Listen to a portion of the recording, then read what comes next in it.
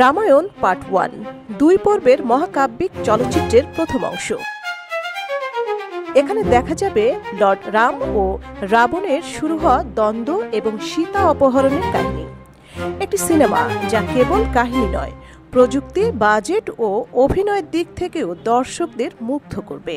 হ্যাঁ, ঠিকই শুনেছেন, এই মহাকাব্যিক সিনেমাটিতে অভিনয় করছেন রণবীর কাপুর, সাই পল্লবী, মসানি দেওল সহ গুণী সব অভিনয় শিল্পীরা।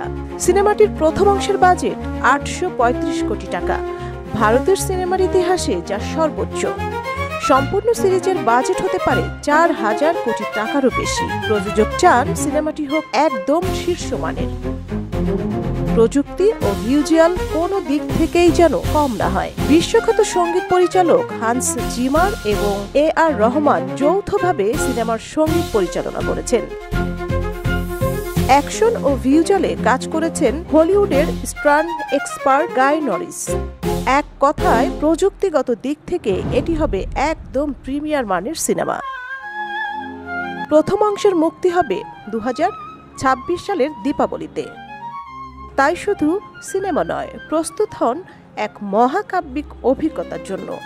মন্তব্য জানান আপনার প্রিয় চরিত্র এবং সাবস্ক্রাইব করতে ভুলবেন না। সঞ্জিদা জুথি, সারা বাংলা।